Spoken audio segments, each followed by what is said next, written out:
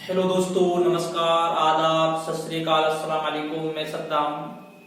दोस्तों, राजस्थान सामान्य अध्ययन का जो हमारा थर्ड पेपर है, राजस्थान कॉलेज लेक्चरर या राजस्थान असिस्टेंट प्रोफेसर का, जिस पर मैंने पहले भी चर्चा की थी, तो दोस्तों आज हम उसी का जो टॉपिक है राजस्थान का इतिहास, और राजस्थान का इतिहास में जो टॉपिक है राजस्थान की सभ्यताएं, उसी टॉपिक को लेकर आज हम पढ़ाएंगे। तो दोस्तों पहली बात तो ये है, जो ये राजस्थान की सभ्यताएं हैं, चाहे हम राजस्थान कॉलेज लेक्चरर की बात करें या हम रीट की बात करें या सेकंड ग्रेड की बात करें, जो राजस्थान के एग्जाम हैं, तो उन सभी एग्जामों में ये आते हैं, चाहे हम राजस्थान पीसीएस की बात करें। और दोस्तों जो राजस्थान की जो सभ्यताओं में जो टॉपिक सबसे मोस्ट इंपोर्टेंट है वो है कालीबंगा। कालीबंगा जो टॉपिक है ये सबसे मोस्ट इंपोर्टेंट है, कालीबंगा वाला टॉपिक। तो दोस्तों जो ये कालीबंगा है, यूं तो हम कालीबंगा को हड़प्पा सभ्यता में भी पढ़ते हैं, लेकिन जब हम पर्टिकुलर एक राजस्थान की बात करें तो वहां पर दोस्तों हम इसे और भी ज्यादा गहराई से पढ़ेंगे, क्योंकि ये राजस्थान की सभ्यता है।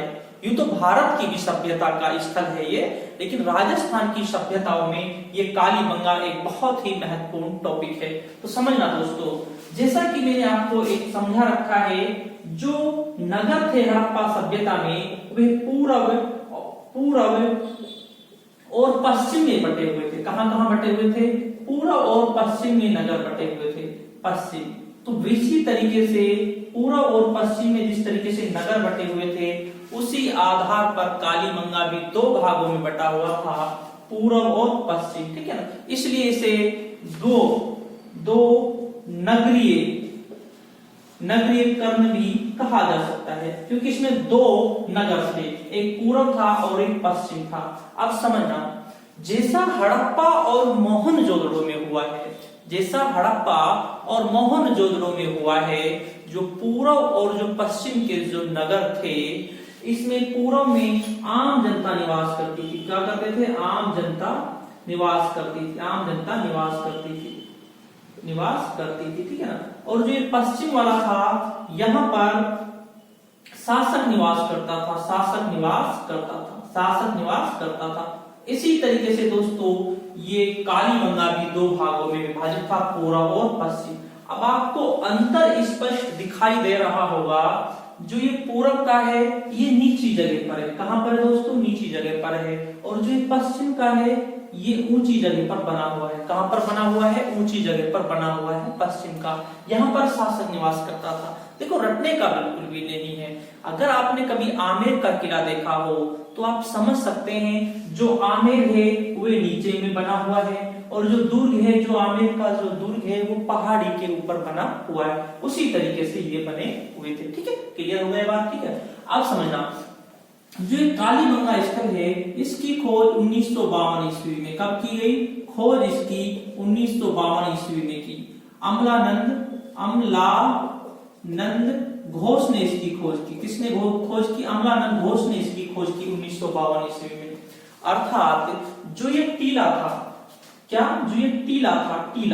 टीला उसे बोलते हैं जो जमीन से जो उभरा हुआ भाग होता है या जो उठा हुआ हिस्सा होता है, उसे टीला कहा जाता है। जैसे गांव में मिट्टी का टीला, ठीक है ना, उसी तरीके से जब ये बस्तियां नष्ट हुई थी तो वो टीले के रूप में बन गई थी। ठीक है ना। इसकी जो खोज की अमलानंद घोष ने की 1952 ईस्वी में, लेकिन इसकी 1961-62 ईस्वी में बीबी लाल और बी के थापर ने इसकी खुदाई की। क्या की? खुदाई। समझना, एक होती है खोज करना, अर्थात एक तो इसको खोजा गया था, इसे खोजा था अमलानंद घोष ने खोजा 1952 ईस्वी में। एक होती है खुदाई करना। भाई जो ये टीला है, इसकी खुदाई की। इसकी खुदाई 1961-62 में कब की गई? 1961-62 में। ठीक है ना। अगर जब हम खोजने की बात करेंगे, 1952 ईस्वी में से खोजा जाता है। ठीक है ना भाई, खोजा जाता है, खोज कर छोड़ दिया जाता है। अब इसकी जो खुदाई की बीबी लाल, ठीक है ना, और बीके थापर ने की। बीबी लाल का पूरा नाम ब्रिजबासी लाल, क्या नाम है? ब्रिजबासी लाल, ठीक है ना। और जो ये बीके थापर है बालकृष्ण थापर, इसका नाम क्या है? बालकृष्ण थापर है, ठीक है। ये दो नाम इन्होंने इसकी खोज की, खुदाई की, ठीक है। अब इसके बाद समझना यहां से इसमें क्या क्या जो खुदाई करेंगे, खुदाई के बाद जो जो इसके अंदर चीजें प्राप्त होगी उसके आधार पर पता लगाया जाएगा कालीबंगा के लोगों की सामाजिक, आर्थिक और धार्मिक जीवन के बारे में या आस्था के बारे में पता लगाया जाएगा, ठीक है ना। पहली बात, जब इनकी खुदाई की गई थी, क्या की गई थी दोस्तों? जब इनकी खुदाई की गई थी तो क्या मिलता है? यहाँ से काले रंग की, क्या मिलती है दोस्तों? काले रंग की चूड़ियां प्राप्त होती है। क्या प्राप्त होती है? काले रंग की यहाँ से चूड़ियां प्राप्त होती है। समझना, पहली बात तो ये है, जो ये कालीबंगा है, जो कालीबंगा है ये कहां पर स्थित है? कालीबंगा ये दोस्तों हनुमानगढ़ जिले में स्थित है। कहां पर स्थित है? हनुमानगढ़ जिले में स्थित है, घग्गर नदी पर। कहां पर स्थित है? घग्गर नदी पर। अब आप समझना, ये घग्गर नदी पर हनुमानगढ़ जिले में स्थित है। यहां तक हमारा क्लियर हो गया। अब समझे आप दोस्तों, जो ये हनुमानगढ़ जो जिला है ये पंजाब से लगता है। कहां से लगता है? ये पंजाब से लगता है। हनुमानगढ़ जिला ये राजस्थान का, पंजाब से इसकी बॉर्डर लगती है। अब समझना, तो जो यहाँ पर एक सीधी सी बात है, सिंपल सी बात है भाई, ये पंजाब से लगता है तो पंजाबी भाषा का यहाँ पर प्रभाव भी दिखाई देगा भाई, दिखाई देगा क्योंकि वहां से लगता हुआ है। अब आपको सोचने की बात यह है, जब यहाँ पर पंजाब से लगता है तो यहाँ पर पंजाबी भाषा भी बोली जाती थी। क्या? पंजाबी भाषा बोली जाती, इसका पंजाबी भाषा का प्रयोग भी यहाँ पर किया जाता था। अब आप समझे, पंजाबी भाषा में काले रंग की चूड़ियों का अर्थ होता है, काले का तो भाई काला हो गया, काले का काली हो गई, और चूड़ी का होता है बंगा। क्या होता है? बंगा, इसलिए इसका नाम पड़ जाता है काली बंगा। क्लियर हो गया भाई? यहां तक क्या नाम पड़ जाता है? काली बंगा नाम पड़ जाता है। अब आप समझना, अब जो इसकी खुदाई से जो जो चीजें प्राप्त होगी उसके आधार पर हम पता लगाएंगे यहाँ के सामाजिक, आर्थिक और धार्मिक जीवन के बारे में। अब समझना, नगर दो भागों में बटा हुआ है भाई। अब समझें, जो ये बस्तियां प्राप्त हुई हैं 1 2 3 4 और 5 4 3 और 2 1, कहने का मतलब ये है यहां से 5 स्तर प्राप्त होते हैं। कितने स्तर प्राप्त होते हैं भाइयों? 5 स्तर प्राप्त होते हैं। यहां से कितने स्तर प्राप्त होते हैं? 5 स्तर प्राप्त होते हैं। 5 स्तर प्राप्त होते हैं भाई, यहां तक क्लियर हो गया? 5 स्तर प्राप्त होते हैं, ठीक है ना। अब आप समझना, पहले स्तर पर लोगों ने निवास किया, किसी कारणवश वह बस्ती नष्ट हो गई, फिर 200-300 साल बाद फिर लोग आए, दूसरे स्तर पर निवास किया, वो भी नष्ट हो गई। तो कहने का मतलब है यहाँ पर 5 बार लोगों ने निवास किया और 5 बार जो ये बस्ती थी यहाँ पर उजड़ गई। क्लियर हो गया भाई? ठीक है ना। इसके बाद अब आप समझना, एक और जो ये 2 नंबर का स्तर है, कौन सा? एक और जो 2 नंबर का स्तर है यह हड़प्पा सभ्यता से भी पहले का है। क्या है दोस्तों? ये हड़प्पा सभ्यता से भी पहले का है।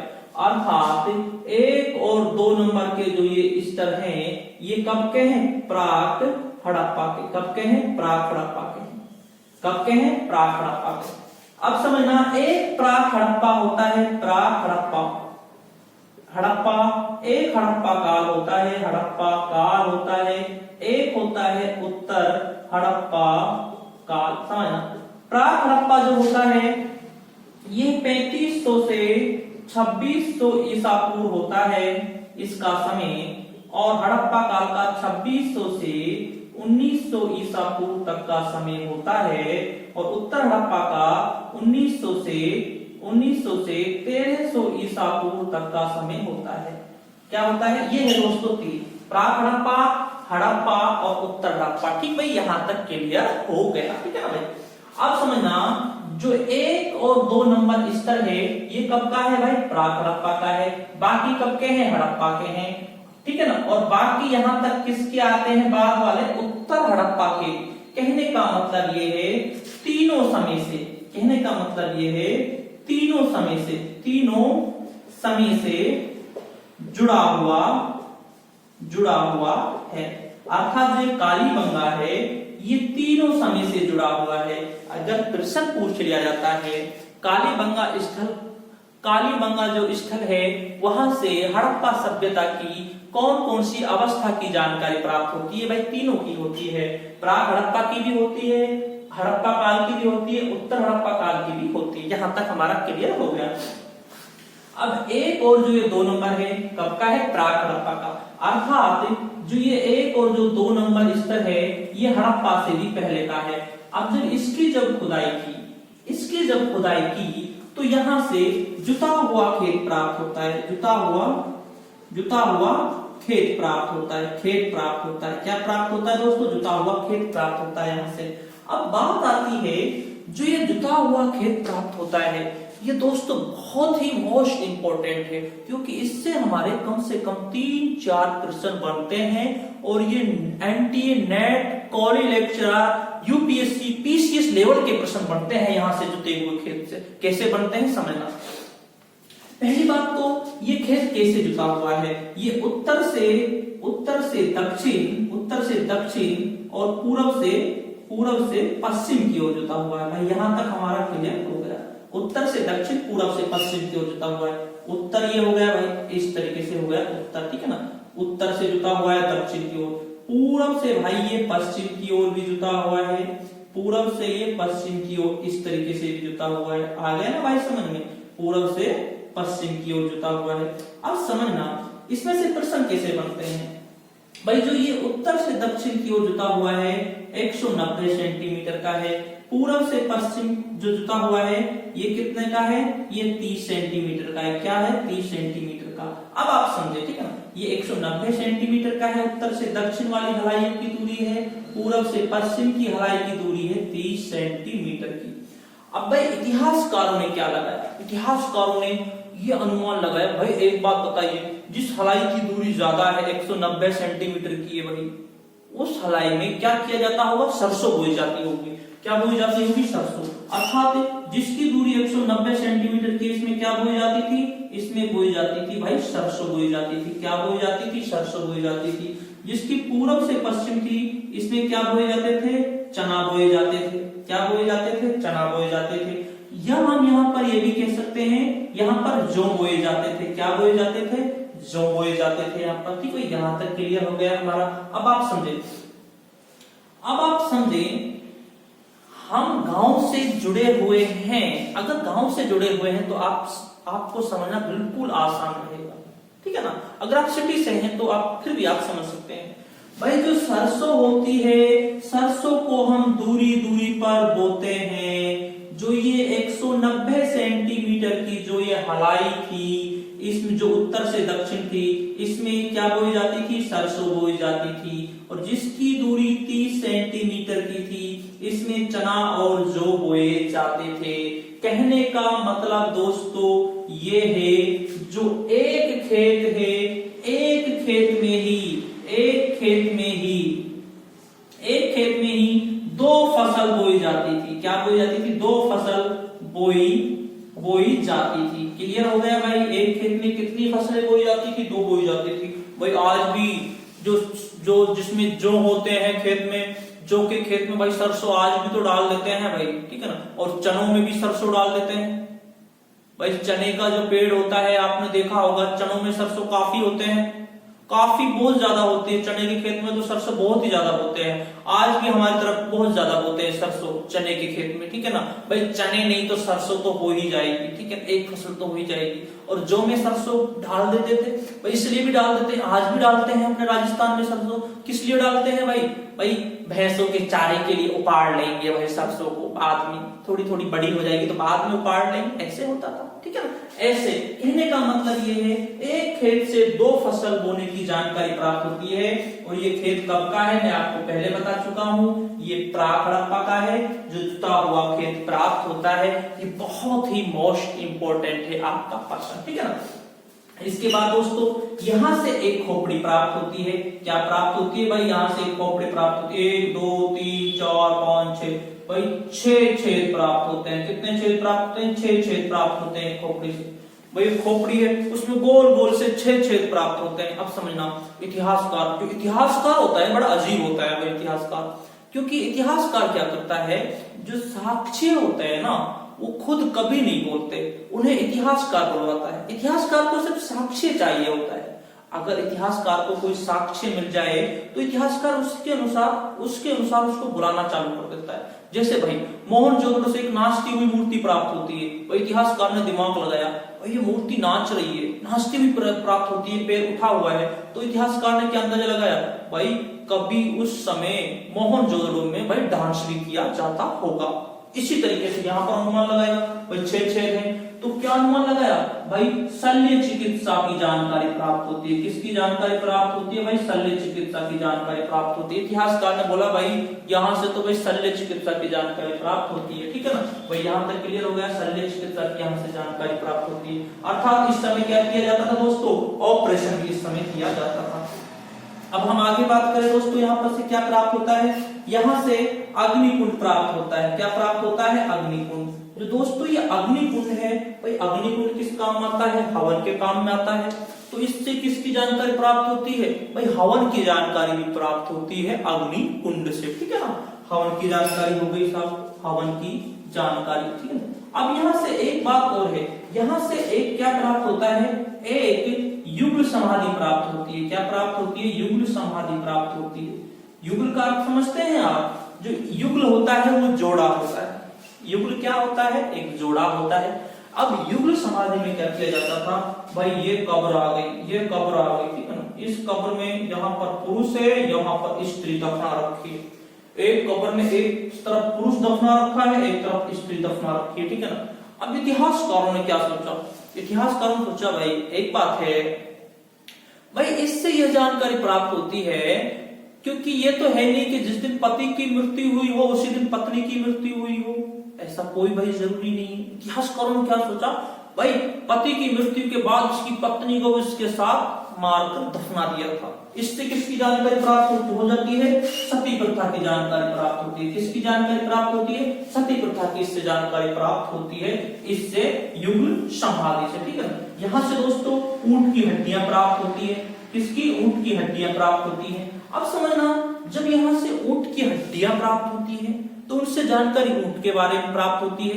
एक बात समझना आप, आज भी हमारे राजस्थान में काफी ऊंट पाले जाते हैं और ये प्रश्न एनटीए नेट में भी पूछा गया है कि ऊंट के बारे में, ऊंट के साक्ष्य कहां से प्राप्त होते हैं। तो दोस्तों ये कालीबंगा से प्राप्त होते हैं। ये ऊंट के साक्ष्य, ये बहुत ही मोस्ट इंपोर्टेंट प्रश्न है। जो ऊंट के साक्ष्य प्राप्त होते हैं वो कालीबंगा से प्राप्त होते हैं, ठीक है ना। यहाँ के मकानों से चित्रित ईंटें प्राप्त होती हैं। चित्रित ईंटें प्राप्त होती है, ईंटें प्राप्त होती है। अर्थात जो यहाँ के मकान है वहां से क्या प्राप्त होती है, चित्रित ईंटें प्राप्त होती है। भाई टाइलें प्राप्त होती हैं चित्रित, तो भाई जब चित्रित ईंटें प्राप्त होती है यहीं से प्राप्त होती है और बाकी जगह से प्राप्त नहीं होती है। इसलिए जो ये प्रश्न है ये काफी मोस्ट इंपोर्टेंट बन जाता है। चित्रित ईंटें प्राप्त हो रही है क्योंकि सबसे अलग है। एक बात आप हमेशा याद रखना, एग्जाम में वो प्रश्न पूछा जाता है जो सबसे हटके होता है, ठीक है ना।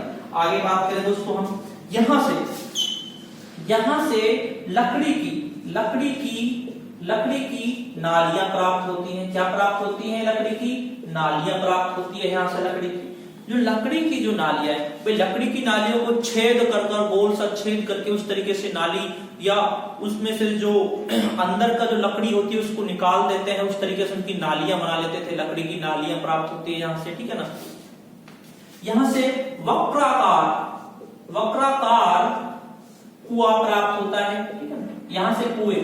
और एक बात और समझना, यहाँ से एक है, दूसरा है, तीसरा है, इस तरीके से एक गोल गोल से मिट्टी के बर्तन टाइप में थे, जो थोड़े अंदर से खोले थे, इस तरीके से वो लगा रखे थे, ठीक है ना। तो अपने घरों में इस तरीके से लगा रखे थे, जो घर से पानी आता था वो इसमें इस तरीके से चला जाता था। और अगर हम बात करें यहाँ पर नालियों की अच्छी व्यवस्था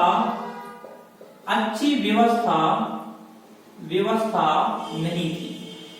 यहाँ पर जो नालियों की अच्छी व्यवस्था नहीं थी। ये प्रश्न भी एक बहुत ही अच्छा प्रश्न है, क्योंकि जो नालियों की यहाँ से अच्छी व्यवस्था प्राप्त नहीं होती है, ठीक है ना।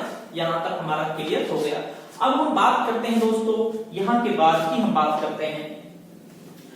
तो यहाँ तक दोस्तों हमारा क्लियर हो गया है। आप इसमें थोड़ी सी जो आपको एक बार फिर बता देता हूं मैं, क्योंकि इसको साफ करने के बाद फिर मैं आपको दोबारा समझाऊंगा, दूसरा समझाऊंगा, इसी का पार्ट है दूसरा।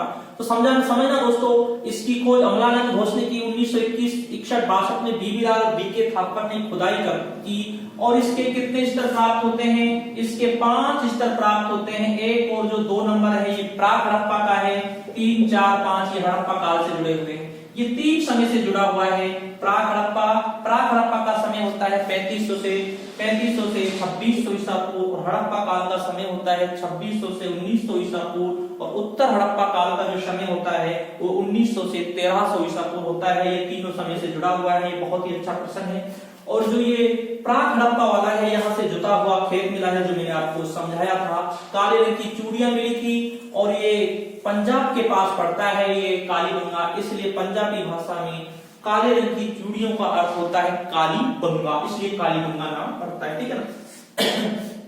यहाँ से अग्निकुंड प्राप्त होता है, हवन की जानकारी प्राप्त होती है, लकड़ी की नालियां प्राप्त होती है, वक्राकार यहाँ से कुएं टाइप में बने हुए हैं जिसमें पानी जाता था। एक यहाँ से युगल समाधि प्राप्त होती है, जिसमें पुरुष और स्त्री को एक साथ दफनाया गया था, जिससे जानकारी सती प्रथा के बारे में प्राप्त होती है, ठीक है ना। और ऊंट के साक्ष्य यहाँ से प्राप्त होते हैं। बहुत ही मोस्ट इंपोर्टेंट प्रश्न है। शल्य चिकित्सा की जानकारी प्राप्त होती है। खोपड़ी से कितने छेद प्राप्त होते हैं? 6 छेद प्राप्त होते हैं। मकानों से चित्रित ईंटें भी यहाँ से प्राप्त होती है। ये भी बहुत ही मोस्ट इंपोर्टेंट प्रश्न है, ठीक है ना। यहाँ तक हमारा क्लियर हो गया। अब आगे हम समझते हैं कालीबंगा को ही। दोस्तों ये जो कालीबंगा है, यहाँ से कालीबंगा से हमें 3 प्रकार के शवाधान प्राप्त होते हैं। कितने प्रकार के? 3 प्रकार के हमें यहाँ से शवाधान प्राप्त होते हैं। शवाधान का अर्थ समझ लें आप, अर्थात व्यक्ति को जो दफनाया जाता था वो 3 प्रकार से दफनाया जाता था। कितने प्रकार से? 3 प्रकार से, ठीक है ना। समझना, इसके दक्षिण और पश्चिम से हमें यह साक्ष्य प्राप्त होते हैं। दक्षिण और पश्चिम में कब्रिस्तान थे। क्या थे? कब्रिस्तान। दक्षिण और पश्चिम की ओर, ठीक। यहां से 3 प्रकार के शवाधान प्राप्त होते हैं।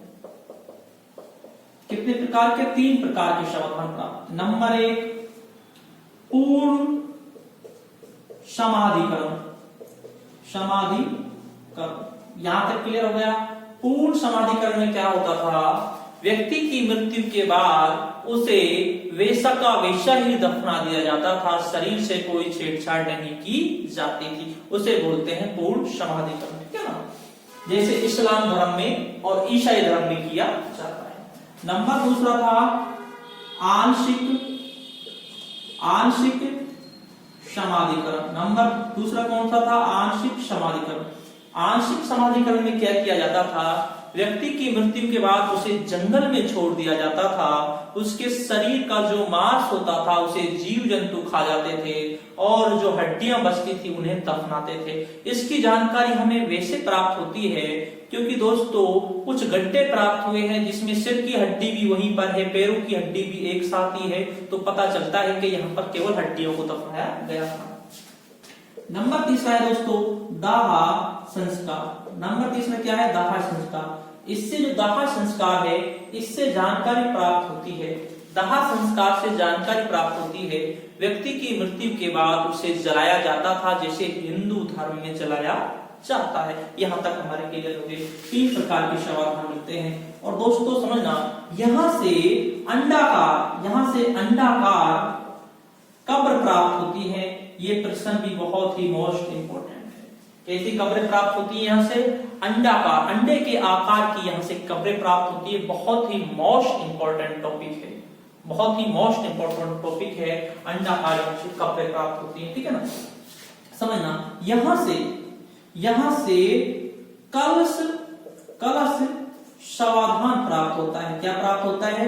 कलश समाधान प्राप्त होता है। यहां से समझना, आपने कभी कलश यात्रा देखी हो, आपने कभी कलश यात्रा देखी हो, जो कलश होते हैं, जो सिर पर कलश होते हैं, तो दोस्तों यहां पर क्या है, यहां पर कलश का आकार थोड़ा बड़ा है। यहां पर कलश का आकार थोड़ा बड़ा है। अब आप समझना, आज भी हिंदू धर्म में जो बच्चे हो, इस्लाम धर्म में तो जलाने का कोई सिस्टम है ही नहीं, चाहे छोटा हो चाहे बड़ा हो, ठीक है ना, किसी को नहीं जलाते, दफनाते हैं सबको। लेकिन हम बात करें हिंदू धर्म में, आज भी जो छोटे बच्चे होते हैं उन्हें जलाते नहीं है, उन्हें दफनाते हैं। क्या करते हैं दोस्तों? उन्हें दफनाते हैं, ठीक है ना, आज भी। तो उस समय क्या करते थे भाई, जीव जंतु, काफी जानवर थे जो जिन्हें खुशबू आती थी, तो वो कब्र को खोदकर उसे ले जाते थे। जैसे जरफ का नाम सुनते हैं हम बूढ़े बड़ों से, आज भी जरफ जो होता था वो कब्र को खोदकर इंसान को उठाकर ले जाता था, कब्र के अंदर से ही ले जाता था। इसलिए मरने के बाद भी 2-3 दिन तक कब्र पर सोना पड़ता था। ये सिस्टम था भाई। तो यहाँ पर क्या किया जाएगा, जो कलश होगा, कलश के अंदर बच्चे को पेट कर दिया जाएगा मृत्यु के बाद, और फिर उसे दफना दिया जाएगा। तो यहाँ पर उसे कलश समाधान कहा जा रहा है। उम्मीद करता हूँ कि ये कलश समाधान आपकी बिल्कुल समझ में आ गया होगा, ठीक है ना। ये 3 प्रकार के यहाँ से समाधान प्राप्त होते हैं, ठीक है ना। अब बात करें दोस्तों, अगर हम बात करें हड़प्पा और मोहनजोदड़ो की बात करें, मोहनजोदड़ो की, दोस्तों जो ये हड़प्पा और जो मोहनजोदड़ो है, यहाँ से पक्की ईंटों के मकान प्राप्त होते हैं। किसके प्राप्त होते हैं? पक्की ईंटों के मकान प्राप्त होते हैं। लेकिन जो कालीबंगा था, कालीबंगा से कच्ची ईंटों के मकान प्राप्त होते हैं। इसलिए इसे दीनहीन बस्ती कहा जाता है। क्या कहा जाता है? दीनहीन बस्ती। अर्थात कालीबंगा के जो लोग थे वो काफी गरीब थे, इसलिए इसे दीनहीन बस्ती कहा जाता है। भाई देखो, सिंपल सी बात है, रटने का बिल्कुल भी नहीं है भाई, समझना भाई। एक का मकान बहुत पक्का है, एक का कच्चा मकान है। भाई जो पक्का मकान वाला है वो तो अमीर हो गए ना भाई, आज भी अमीर हो गए ना। और इसका कच्चा मकान है भाई, वो गरीब है, वो दीनहीन है। तो यहाँ पर इसे दीनहीन बस्ती कहा जा रहा है, ठीक है। अब एक बात समझना, इन लोगों के मकान तो कच्ची ईंटों के थे, लेकिन जो नालियां थी वहां पर पक्की ईंटों का प्रयोग किया गया था। किसका प्रयोग किया गया था? पक्की ईंटों का। लेकिन नालियों की यहां से अच्छी व्यवस्था नहीं है, अच्छी व्यवस्था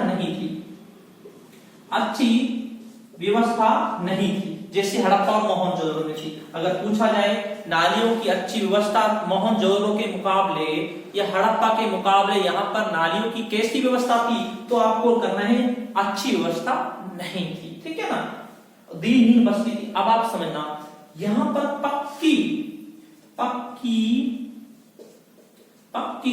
सड़क बनाने का जो यहां से काम किया गया था, ये जानकारी प्राप्त होती है। पहले थोड़ा सा सक्सेस नहीं हुआ, लेकिन कोशिश की थी कालीबंगा के लोगों ने पक्की सड़कें बनाने की। ये बहुत बड़ी बात है। सक्सेस हुआ ये नहीं हुआ ये बिल्कुल मायने नहीं, लेकिन यहाँ पर क्या है, इन लोगों ने कोशिश की थी पक्की सड़क बनाने की भाई, ठीक है ना, पक्की सड़क बनाने की कोशिश की थी, ठीक है ना। और यहाँ की जो सड़कें थी 5.50 मीटर तक, 5.5 मीटर तक की यहाँ की सड़कें थी, जो एक दूसरे को समकोण पर काटती थी। क्या काटती थी भाई? समकोण पर यहाँ की सड़कें एक दूसरे को काटती थी। 5.5 मीटर तक की यहाँ की सड़कें थी भाई। यहाँ तक ये बात हमारी क्लियर हो चुकी है भाई, ठीक है। इसके बाद हम बात करें जो एक कालीबंगा जो स्थल था, यहाँ से दोस्तों यहाँ से लाल मृद भांड प्राप्त होते हैं। कैसे प्राप्त होते हैं? लाल मृद भांड प्राप्त होते हैं। यहाँ से मृद भांड कैसे कैसे होते हैं दोस्तों? वो मिट्टी के जो बर्तन थे वो लाल प्राप्त होते हैं। अब उन पर दोस्तों समझना, इन पर हिरण का चित्र भी बना हुआ है। हिरण का चित्र बना हुआ है, मछली का भी चित्र बना हुआ है। इन पर किसका चित्र बना हुआ है? मछली का चित्र भी बना हुआ है, हिरण का चित्र भी बना हुआ है। और जो लाल मृद भांड था, भाई पूछ लिया जाए, ये प्रश्न पूछ लिए जाते हैं, ये मृद भांड वाले प्रश्न पूछ लिए जाते हैं। भाई लाल मृद भांड कहां से प्राप्त होते हैं? तो यहां से प्राप्त होते हैं भाई कालीबंगा से, ठीक है ना। अब इन पर लाल पर काले और सफेद रंग की जो पट्टियां, आज भी हमारा जो मटका होता है, जिसे भाई सिंपल भाषा में मटका कहते हैं, उस पर लाल पर काली पट्टी सी भी बना देते हैं, व्हाइट भी पट्टी भी बना देते हैं, छोटी सी पत्ती सी बना देते हैं भाई, ठीक है ना। जितना हमारा मार्कर है ऐसी पट्टी सी बना लेते हैं उस पर गोल सी, ठीक है ना। इस तरीके से यहाँ से जिस पर हिरण और मछली के चित्र भी प्राप्त होते हैं। तो दोस्तों अब जो ये कालीबंगा, यहाँ तक हमारा कालीबंगा हो गया। भाई हड़प्पा और मोहनजोदड़ो समझना, कहानी समझना आप। स्टुअर्ट पिगट एक इतिहासकार का नाम है, स्टुअर्ट पिगट। भाई इतिहासकार स्टुअर्ट पिगट ने कहा था हड़प्पा और मोहनजोदड़ो हड़प्पा सभ्यता की जुड़वा राजधानी थी। भाई हड़प्पा और मोहनजोदड़ो क्या हो गई? जुड़वा राजधानी। किसके अनुसार? स्टुअर्ट पिगट के अनुसार। भाई जुड़वा राजधानी बोल दिया। अब इसके बाद क्या होता है? भाई राजस्थान के इतिहासकार भी किसी से कम नहीं है भाई, उन्होंने भी दिमाग लगाया था। तो ये राजस्थान का इतिहासकार अब जुड़वा राजधानी, दूसरी राजधानी तो कह नहीं सकता भाई, हड़प्पा मोहनजोदड़ो जुड़वा राजधानी ये हो चुकी है। एक और तो अब डॉक्टर दशरथ शर्मा ने क्या कहा? डॉक्टर दशरथ शर्मा ने कहा जो कालीबंगा है वह तीसरी राजधानी है। कौन सी राजधानी है? तीसरी राजधानी है हड़प्पा सभ्यता की। हड़प्पा सभ्यता की कौन सी राजधानी कह दिया? तीसरी राजधानी कह दिया। कौन ने? डॉक्टर दशरथ शर्मा ने। ये प्रश्न दोस्तों ये सेकंड ग्रेड में भी ये प्रश्न पूछा गया था, बहुत ही अच्छा प्रश्न है, ठीक है ना। और ये बहुत अच्छा प्रश्न है डॉक्टर दशरथ शर्मा वाला। डॉक्टर दशरथ शर्मा ने तीसरी राजधानी कहा, ठीक है ना। यहाँ तक दोस्तों हमारा क्लियर हो गया, ठीक है। इसके बाद दोस्तों जो ये कालीबंगा है, अब हमारा एक बहुत ही मोस्ट इंपॉर्टेंट प्रश्न है हमारा कालीबंगा से सबसे प्राचीनतम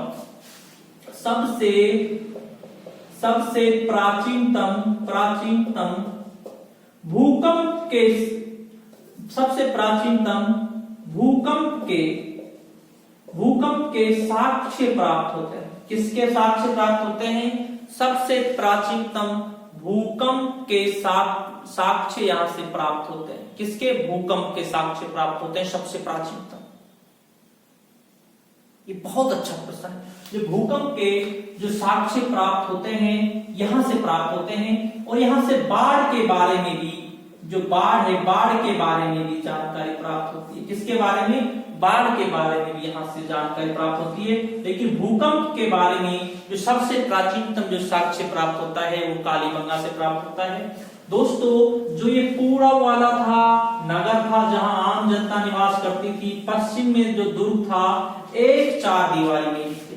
क्या थे दोस्तों? एक चार दीवारी के अंदर थे। ये जो पूर्व वाला है, पश्चिम वाला जो दुर्ग है, एक ही चार दीवारी के अंदर दोनों थे, अर्थात एक दुर्ग बंदी ही दोनों की गई थी, ठीक है। यहां तक हमारा क्लियर हो गया। अब दोस्तों हम जो ये कालीबंगा है, कालीबंगा और जो हड़प्पा सभ्यता की जो लिपि है, दोनों की जो लिपि है वो एक जैसी लिपि है। कालीबंगा और हड़प्पे की जो लिपि है दोनों की एक जैसी लिपि है, बिल्कुल अंतर नहीं है दोस्तों। कालीबंगा की लिपि भी वही है और हड़प्पा सभ्यता की भी वही है। समझना लिपि ब्राह्मी लिपि होती है, ब्राह्मी लिपि, और अगली होती है खरोष्ठी लिपि। समझना, ब्राह्मी लिपि जैसे हम हिंदी को लिखते हैं ये हो गई ब्राह्मी लिपि। खरोष्ठी लिपि ये है खरोष्ठी लिपि। ये ब्राह्मी लिपि बाएं से दाएं लिखी जाती है, ठीक है ना। और ये खरोच की दाएं से बाएं लिखी जाती है, ठीक है भाई, ये है इस तरीके से। अब समझना, जो यहाँ कालीबंगा की लिपि थी वो भी ऐसी थी, शुरुआत के अक्षर इस तरीके से लिखे जाते थे, फिर अगली पंक्ति इस तरीके से लिखी जाती थी बाएं से, और फिर इस तरीके से दाएं, जिसे कहते हैं बूस्ट्रोफेडल कहते हैं। क्या कहते हैं? बूस्ट्रोफेडल लिपि कहते हैं, जिसे हम हिंदी में कहते हैं गोमूत्रिका लिपि। क्या कहते हैं? गोमूत्रिका लिपि कहते हैं। समझना भाई, जो गाय पेशाब करती है पहली धार दूर जाती है, फिर पास आ जाती है, फिर एक साथ दूर चला जाती है, उल्टा सुल्टा हो रहा है। पहले लिपि इस तरीके से लिखी जा रही है, फिर लिपि इस तरीके से लिखाई जा रही है, बूस्ट्रोफेडल। दोस्तों कार्बन 14 के अनुसार कालीबंगा का जो समय था 4000 ईसा पूर्व था। कितना था? 4000 ईसा पूर्व था कालीबंगा का समय, ठीक है ना, ये कार्बन 14 के अनुसार। जब हम हड़प्पा सभ्यता की बात करते हैं, हड़प्पा सभ्यता का समय था 2350 से 1750 ईसा पूर्व, लेकिन कालीबंगा का कितना है दोस्तों? कालीबंगा का है 4000 ईसा पूर्व, ठीक है ना। जो ये कार्बन 14 है एक वैज्ञानिक विधि है। क्या है दोस्तों? ये एक वैज्ञानिक विधि है कार्बन 14, ठीक है ना, जिसकी खोज समझना, कार्बन 14 के बारे में थोड़ा समझ लें। कार्बन 14 की खोज 1946 ईस्वी में अमेरिका के रसायन शास्त्री BF लीवी ने की थी। कार्बन 14 का जो अर्ध आयु होती है 55-68 वर्ष होती है। अर्ध आयु कितनी होती है? 55-68 वर्ष होती है इसकी आधी आयु, ठीक है ना, कार्बन 14 की। और कार्बन 14 से ही हम पता लगाते हैं कौन सी सभ्यता कितनी पुरानी है या कितनी पुरानी नहीं है। और कार्बन 14 के अनुसार कालीबंगा का समय 4000 ईसा पूर्व है, ठीक है ना, और हड़प्पा सभ्यता का 2350 से 1750 ईसा पूर्व समय है। तो दोस्तों ये था जो टॉपिक मैंने आपको जो समझाया है, ये था कालीबंगा, जो राजस्थान की सभ्यताओं का जो टॉपिक था हमारा पहला। इसके बाद फिर हमारे अगले जो सभ्यताओं के टॉपिक है वो हमारे क्रम अनुसार चलते रहेंगे। तो दोस्तों अगर आप राजस्थान कॉलेज लेक्चरर या आप रीट या राजस्थान के कोई से भी एग्जाम की तैयारी कर रहे हैं, यूं तो हमारा चैनल NTA नेट का है, लेकिन हमने राजस्थान की सभ्यता वाला टॉपिक, राजस्थान का इतिहास वाले टॉपिक को हमने चालू कर दिया है कॉलेज लेक्चरर के अनुसार। तो दोस्तों अगर आप फर्स्ट पेपर की जो थर्ड पेपर है, जो कॉमन पेपर है सभी के लिए, अगर आप उसकी तैयारी कर रहे हैं तो दोस्तों आप हमारे चैनल से जुड़े रहें। अगर चैनल को सब्सक्राइब नहीं किया है तो सब्सक्राइब करना ना भूलें, साथ में बेल बटन भी दबाएं। ठीक है दोस्तों, शुक्रिया दोस्तों, धन्यवाद।